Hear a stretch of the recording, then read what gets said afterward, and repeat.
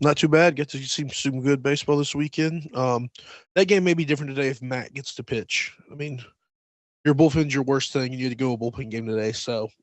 But you're right. Number one, you can make the argument that that color's more brown than orange, anyways. And it really bothered me. If you go back and go look at like they can't even match their stuff. Their helmet was never the same color as the orange in their jerseys. Right. If you go back and look, so it's like everything about you is pretty much trash. Yeah. Like gross. Yeah. Well, You're that fake. is I don't that know. that's going to be our intro because I did not unmute myself, so no one heard anything for the first little bit. Tough. So, Logan, you're going to be the intro for tonight.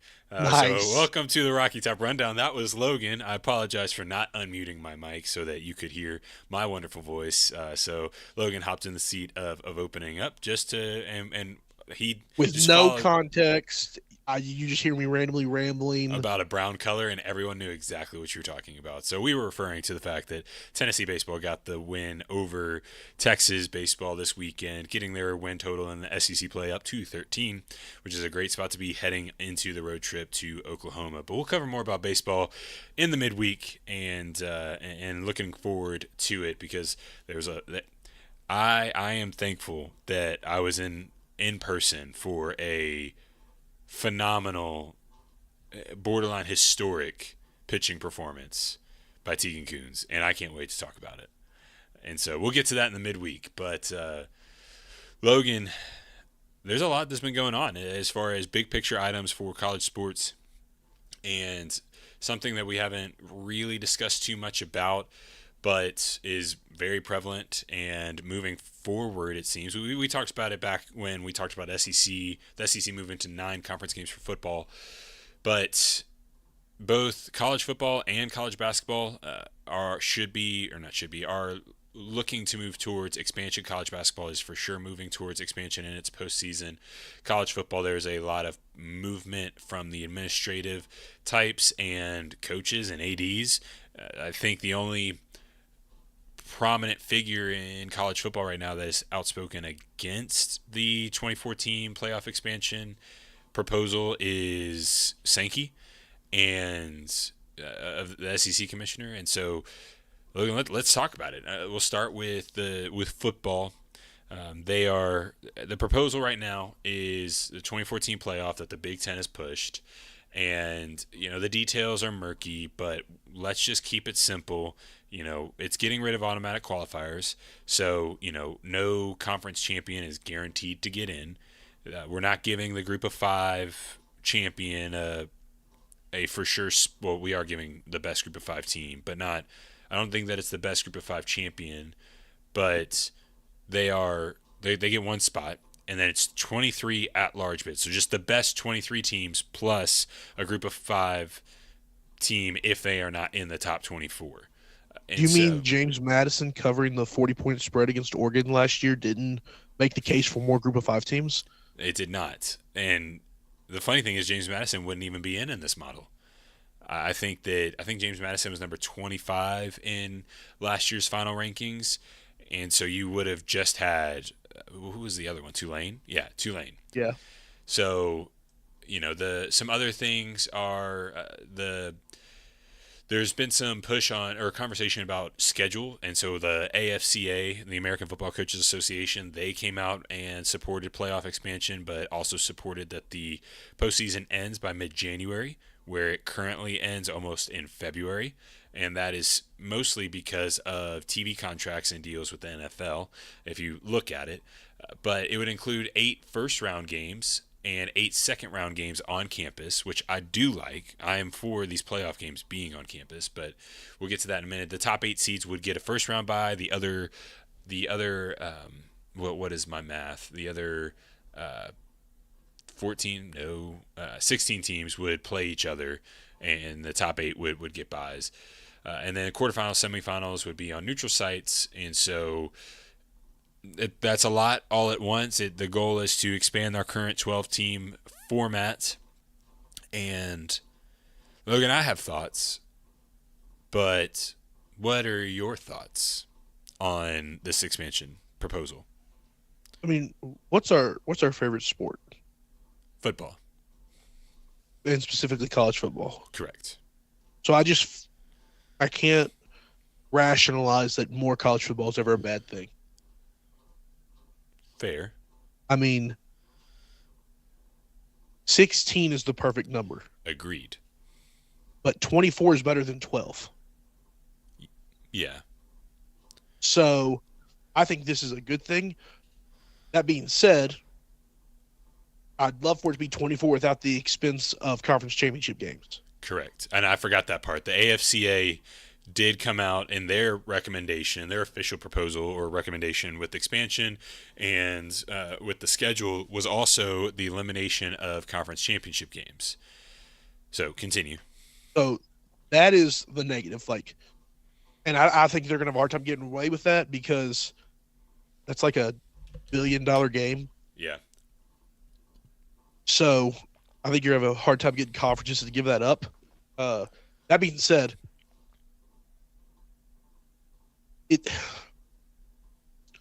it's tough. If you do it right, it can be successful. The format they have now is not good enough because it's just like the idea that the group of five should have a shot. The idea of it is great. No group of five teams is ever going to go on a run and win a national championship. They're just not. No, I mean Big It's 12 like, teams are barely going to do it. no, be realistic. So, like, I lost my train of thought, but you take away the group of five teams, like even like the first year, the argument was there's really only 4 or 5 teams that can win it because you had all these first round blowouts. Right. Well, this year, but in the 2 years you've seen, there has been teams like Ole Miss. Ole Miss or things like that. But I mean, isn't Indiana the first team in these 2 years, the only team in these 2 years that have won with a bye? Yes. So, and your bye teams are supposed to be your top 4 teams. Correct. So there's not some truth that only those 4 teams are going to win it. So why are we expanding? Because Right. Indiana's the only one that's won with a bye. Every other team's, and really, they haven't even been that competitive. Right. I mean, I think there's been a couple, but I think more times than not, it's been blowouts. In the first round? Well, no, in those bye games. Gotcha. Yeah. You can look me up. But so no, I think expansion is the right move. I think 16 and 24 are both better than 12. You can't complain about more football. It'd be awesome if it'd be awesome if all those team home playoff games, those atmospheres would be great. Right. I'd love for them to figure out a way to do it, like I said, without the you know the the cancellation, the removing of conference championship games. Yeah. But I mean, you still give more teams a shot. Is consistently the number 15 team going to beat the number 1 team? No. But you don't know. I mean, it only takes one time. Right. And, I mean, you look at Tennessee this year. Tennessee should have beaten Georgia, and Georgia made what, the semifinals or the quarterfinals? Semi. So it's like Tennessee should have beaten them if it wasn't for a missed field goal. And Tennessee went 8-4 this year. Right. And that's just a hometown example. But so it can, there's more parity in the sport now than there ever has been. So it's one of those things where I don't think you're going to get necessarily a bad product, especially because you should get good football games those first couple weeks anyways, because you're having more even teams play. You're having what did we say, the top? How many get the buys? Top 8. So I've got what would have been last year's first round games. Okay, but so and I want to hear that, but and all it does will bring more parity because then you've got these teams getting money for playoff TV deals and all this stuff, which is increasing their revenue, which is increasing the amount of players they can go get. So then 8 years from now, 10 years from now, whatever, all these teams have playoff appearances. Right. Say you get $2 million per playoff appearance, and Tennessee goes to 4 playoffs. You're talking. I mean, and this is just random number because you don't know what TV number, all that stuff is, but I mean, $8 million. Yeah. That's 2 big-time players, 3 big-time players that can change your roster. Yeah. Well, so here are the first round games from what would have been last year's setup with this current format. You would have had James Madison traveling to Alabama, Iowa traveling to Miami, Georgia Tech at Notre Dame, Houston at BYU, Tulane at Texas, Virginia at Vanderbilt, Michigan at Utah, and Arizona at USC. I count personally maybe 3 games that I'm like, yes, I would stop what I'm doing and watch that game. I think Georgia Tech at Notre Dame would have been a wildly entertaining game.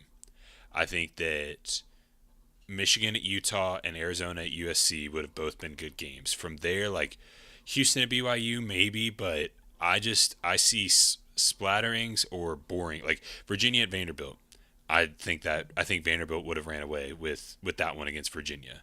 Really? Chandler Morris, when I watched him, was so inconsistent, and with what Vanderbilt did to Tennessee's offense is better than Virginia's. So I think that Vanderbilt would have eventually that would have turned into a 20 to 24 point win for Vanderbilt, just with how they play and how when they get the lead they don't let go and things like that. And when Chandler Morris had to press, it just wouldn't have been good. So uh, it's one of those things where my question is, well, first, I agree with you. 16, I would be open to 16. I think that's the right number. I don't love the first round buys. I think that I think that I get it, but I hate that.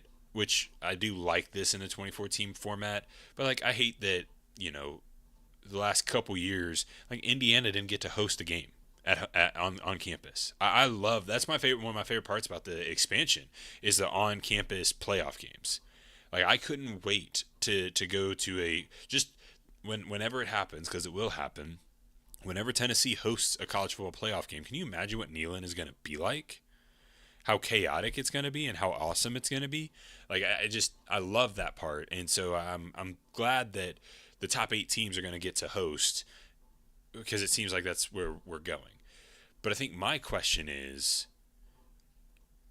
how much is is the college football playoff committee going to actually use a metric correctly? Because college baseball uses RPI and college basketball uses quad 1, 2, 3 to help build out things. Strength of schedule and strength of record don't get talked about enough with college football teams. And the reason I bring that up is because you made the point that there's more parity in the sport now than ever. And while I don't disagree, it's still super top heavy. Like obviously it's going to be your power 4 teams. But my question is from a cuz the arguments I see a lot is open it up, let more teams in because it benefits more people. I'll be honest. I went back to 2019 because I was curious if the current conference makeups were to have existed, and since 2019, because that's how far I got before we started recording, since 2019, if the current conference makeups were to have existed, how many would each conference have gotten in? And Logan, I'll let you take a guess. On average, who leads? What conference leads in most teams in? In the playoff, Yeah. like with 4 team and No, the just 12 team even now. with this 24 team playoff format. If we were to have had that every year I since would just 20, assume SEC and Big Ten would be the ones at the top. right, and you're right. Yeah, But the SEC on average is almost a whole team ahead of the Big 10. yeah. To me, this format will, I think, and it's funny to me that the Big 12, the ACC, and the Group of 5 schools are falling for this. I think this is only going to continue to benefit only the SEC. I think the SEC is going to fill a third, at least a quarter, maybe a third of the field every year, because but that's again that goes back to is the committee going to actually use a metric to value the correct things? Because if it is a you are what your record says you are, the SEC's screwed because the SEC is going to play each other, and the SEC is so compacted in talent, and like those gaps and margins are so much thinner than what the Big Ten has. Because when I was looking through this, I was impressed with how often, more times than not, the number one team was from the Big Ten than it was the SEC, at least heading through 2019, especially over the last 4 or 5 years. But when you started getting into the meat of the rankings, I mean, the SEC was everywhere. And the SEC averaged, just under 7 teams a year. The Big Ten averaged 6 teams a year. And then from there, the next closest is the Big 12. And this is without Texas and Oklahoma. But the next closest was the Big 12, just under 4 teams a year. And then obviously Notre Dame's in it every single year because all they've got to do is cough on their schedule and they'll get in. So, and then, from there, you're looking at an average of, if I'm throwing together numbers very quickly, maybe just under 2 group of 5 teams in a year. And Yeah. so I think my question is, how does this actually benefit the sport as a whole? Because I don't think it does. I think it's only going to put more money and more food into the SEC and the Big 12's mouths, pockets, whatever analogy you want to use. I think this is only going to benefit the SEC and the Big 10 long term. I don't think it's going to benefit the Big 12 and the ACC on the same level. And everyone's acting, not everyone, a lot of the talking heads are acting as if it will benefit them. But you can't sit here and tell me, and looking at these numbers historically, how this is not a supreme advantage for the SEC and the Big Ten, which further goes down a rabbit hole of how I'm worried that these two conferences are going to kill college sports altogether because it's a arms race to get the most money in pockets. And so I think that's where my overarching concern of this is coming from, in the sense of, you hear it last year it was all over the SEC baseball tournament. We're talking about how they dominated the amount of teams in, like, they had 13 or 14 of their teams in the field of baseball. They filled half of the field in Omaha. Same thing in basketball. The SEC is just going to keep doing that with football. And as a Tennessee fan, which is a school inside the SEC, it's going to be great. As a college football fan that values everything, I'm just worried about what this does big picture way down the line, because I don't see how this is beneficial for the sport as a whole. Well, I mean,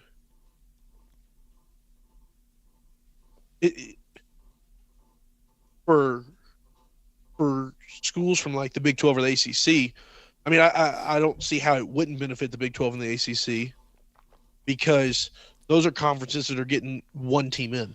I mean, the ACC had to back their way in with Duke winning the ACC championship, and then Right. like, so I mean, even if like the SEC is not going to have, the SEC is not going to get 8 teams into this playoff. Like, it's not that loaded top to bottom. They would have in 2023. The Big Ten would have gotten 8 in 2019. I don't know. I don't. But you're talking about like the SEC with a 9-game schedule. I don't see how they're going to get something like 8 teams in. Well, and I agree, and that's where I want. Like, that's something that the college football playoff committee has to figure out, is a concrete metric that they point to when inevitably they have these bubble teams and they're trying to determine, is a 8-4 Tennessee versus a 9-3 SMU, which one are you going to get in? That conversation is not going anywhere. The same conversation that was had with SMU and what was that, Alabama 2 years ago? Yeah. Like, that conversation is not going anywhere. And But even if you have, let's just say the SEC and the Big Ten get 8 teams in, you still have 8 slots left. Right. So if the ACC and the Big 12 get 3, that's still way more than they've gotten in the past, which is still bringing in a ton of money for those schools in that conference. Right. So they're getting more, like the SEC and the Big 10, they're going to get their money anyways. Right. So it's a chance for these other conferences and schools to get money and slowly bring that. Like, that's one reason, like, I know you think it's top heavy, and you're not wrong, but what you're saying, like, that's how much parity there is now, is the fact that they can get 8 SEC teams in. Yeah. Back in the late 90s and the early 2000s, it was never a question of what's the Tennessee, South Carolina, the Tennessee Vanderbilt score going to be. Yeah. It's how much is Tennessee going to drum these teams this week? Right. How much is Florida? I mean, it literally, that everybody watched the 3rd Saturday in September, because whoever won the Tennessee Florida game was probably going to Atlanta. Yeah. And that's just what it was. Georgia would occasionally have a say in that, but it was pretty much whoever won Tennessee, Florida was going to Atlanta to play whoever it was from the West. Now you've got, like, with the transfer portal and NIL, you have all these, like Lenora Sellers would not play for South Carolina 15 years, Correct. 20 years ago. Yeah. Like Tennessee would stockpile talent, and they'd have, I mean, freaking, I'm blanking on an example, but they'd have an NFL All-Pro guy, and he'd sit for 2 years. Yeah. I mean, T. Martin sat for 3 years. Right. 2 years, whatever. So it's like, yeah. So these guys don't, you can't stockpile talent anymore. They go other places. So there is so much parity now that I don't think. I mean, and you're right in saying you have to have a measuring stick. You have to have something that you can, like, a consistent formula you use to decide what teams go where. Because, like, we don't want an 8 and, like, do you really want an 8-4 team getting in the playoff? No, probably not. But you're going to tell me an SEC team that loses to, I'm just going to throw out teams here. Their 4 losses are by a combined 12 points against Georgia, Alabama, LSU, and Texas A&M. Yeah, Tennessee this year. Okay. Yeah, whatever. But still, it's like, is that 8-4 team less deserving than a 9-3 team from the Big 12 that missed BYU, well, not Utah now, but BYU, maybe Baylor may be good this year with Arizona State. Like, is it really that fair, or a Big 10 team, that misses their Big 4 or their Big 3 and are 9-3, like Penn State? I think Penn State dodges most of them this year. And so Penn State, they could roll in and first-year head coach Matt Campbell at 9-3, and they missed. Let's say Penn State misses Ohio State, USC, and Michigan. Like, is that? But they lose to Indiana, and then they lose to, like, a Northwestern and Purdue, Oregon, yeah, or Oregon. You're going to tell me that 9-3 Big 10 team deserves to be in more than an 8-4 SEC team that their 4 losses were against top 10, top 15 teams in the final rankings? Like, that's where I'm saying, like, there needs to be a set metric of some sort that has a science. Because honestly, as we've been watching, is Tennessee baseball going to get in? Watching RPI has been fascinating, and watching how much it moves just after one game. Based on, because there's all these different weighted approaches and things like that with the formula. College football needs something like that. Yeah. No, I mean, yeah, no, they have to figure out something. But I don't think this is a 24 team issue. I think it's just a correct college football playoff issue. Yeah, you're right. So, like, you're going to have that conversation where it's 12, 14, 16, 75. You can even look at I know we're giving basketball their props for having, the RPI, strength of schedule, and then your quad 1, 2, and 3 stuff. But you still have the same issues. You get freaking 8 teams in this year, right? And you're still having the same conversations. You're still talking about, should Auburn get in over Miami of Ohio? Yeah. No, you're right. And things like that. So, like, this is just there's always going to be these questions.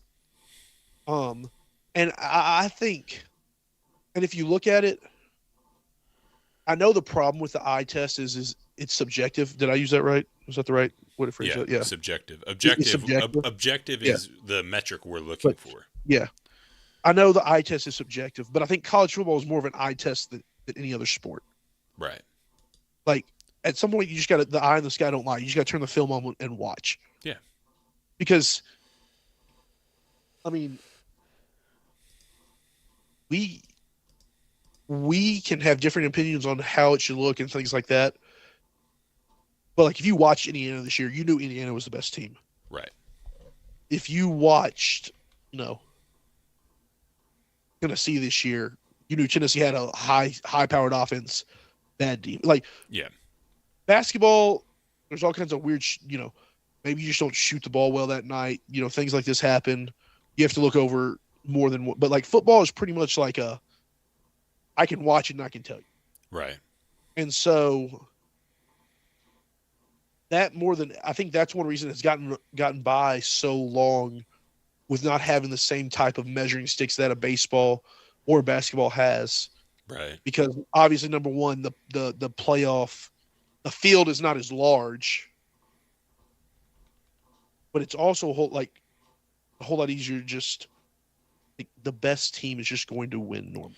Like it's not Right. fluky. It's not fluky like a baseball and a basketball can be as much. But I think my problem with the college football playoff is that it's always, not always, it's a resume. They talk about resumes, but then look at current states of teams. Because like when you talk basketball, baseball, like Caleb Wilson gets hurt right before Selection Sunday. UNC's not going to have him. That did not affect UNC's ranking because it was about their resume, and that's what I'm getting at with college football playoff. Like if Jordan Travis gets hurt, Carson Beck with Georgia. Georgia kept Carson Beck's injury under wraps because they knew if they said he's out, they weren't going to get in the playoff because it happened the previous year when Jordan Travis was clearly out and the committee excluded Florida State and probably Yeah. what wasn't a fair shake for them. And it's those things where yes, there is a human element and things like that, but we need to look at resumes as a whole and go, okay, how are we going to start valuing these wins properly, but then also how are we going to value losses properly? Because there is a disproportionate focus on the wins over the losses when it comes to college football. And I understand why, but at the same time, when you're looking at a team that has recently, last 2 years, has been 3 losses. I don't know if I even like the idea of a team having 3 losses and still being able to win the national championship, because that's what makes college football so fun, is how difficult it is to get into a position to win. I mean, for years it was you got to go undefeated or have one. If you don't go undefeated, you get one loss. You're just hoping other people catch a loss somewhere. And I think that's where I'm nervous about big picture wise. I mean, heck, you and I had that conversation right after the Georgia game. It was like, well, we weren't supposed to win that one. We were really close. We should have won it. But playoffs are still in the picture because it's only one loss. It's going to be really hard. But then, after the Alabama loss, like, all right, we can't lose again. Playoffs are still in the picture. We could still get there. And then obviously after Oklahoma, it was like, well, probably not going to then. Definitely not after Vanderbilt. So with that, it just, that's the part that I struggle with. I think expansion makes sense. I think 16 is the right thing. I just don't think 24 is. And it just general frustrations with how the college football playoff committee handles their selection process. Well, it's tough. I don't think you can. I don't think you can ever compare. Like I think it's a disservice to compare college football to the processes of basketball or baseball. That's fair. It's so different. There's so many more spots. I think you're always going to be frustrated. Like the Caleb Wilson or the Georgia Travis thing is apples to oranges because there's so many spots in basketball. Like Right. that was not a discussion where they were going to be in or not. In football, especially that year with Florida State, your goal was to get the 4 best teams. Without Jordan Travis, Florida State, I don't care that they were undefeated. Yeah. They were not one of the 4 best teams. Yeah. So but again, were we trying to get the most deserving 4 teams in that year with Florida State, or were we trying to get the 4 best?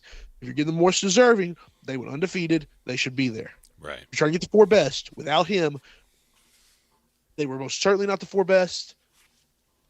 One of the 4 best. That was proven when they went and got absolutely shellacked in their bowl game Against Georgia. Now, I hear you. They didn't want to be there. They didn't feel like they should be there. I think that absolutely would have played into it. That being said, not wanting to be there, I don't know that you get drummed like that because you're an athlete and a competitor anyway. Right. So I don't think you air those because I think it's just with basketball, there's so many, you know, so many slots. It's not like, oh, hey, North Carolina went, you know, 23-11. Oh, they're down their best player. We're just gonna leave them out. No, you're not gonna. I mean, there's 68 slots. You're not gonna leave them out. Right. So, but that being said, and we've kind of just rehashed it at this point. But yeah, I mean, you got to find an option. You got to find something that you can do. I don't think it's right that. I think my biggest issue with it is that they treat losses differently based on where you are at in the season. True. Yes. Because Tennessee could lose to Furman, and they could lose to who's their third game? It's Furman, Kennesaw Georgia Tech, State. and who? And Tennessee could lose to Furman and Kennesaw State. Win everything else and get in. They could beat Georgia Tech and then go on that massive run, and they're going to be top 10 in the rankings and get in. Yeah. Whereas Alabama could be 9-2, or I'm sorry, 9 and what is that? They could be 9-2, 10-1 going into the Iron Bowl and lose that game. And Tennessee would get over them because Tennessee's won 10 straight, and Tennessee Alabama wouldn't even be a question. Right. Now, obviously, personally, I would love that. But why is the fact that Tennessee's got two way worse losses, but they've won 10 straight? Right. But, they've been in for a while. So why do losses later in the season carry so much more weight than earlier in the season, especially when a lot of the times, not all the time, but a lot of the times, the later season losses are usually tougher games anyways. Yeah. So you're playing a better team and losing. Right. No. That doesn't make any sense to me. No, you're right. And that's what I was talking about earlier when I said that there's a disproportionate focus on losses and the wins. Or sorry, on the wins and the losses, because it's like, oh, they've got all these wins here. But it's like, no, I'm sorry. If you lose, to me, just personal opinion, if you lose to a FCS or I would give a pass for the highest most tier of American Conference team, American Mountain West and Sun Belt teams. Thinking through, James Madison made the playoff, Tulane, Boise State, that caliber of a team. You lose to one of them, okay, fine.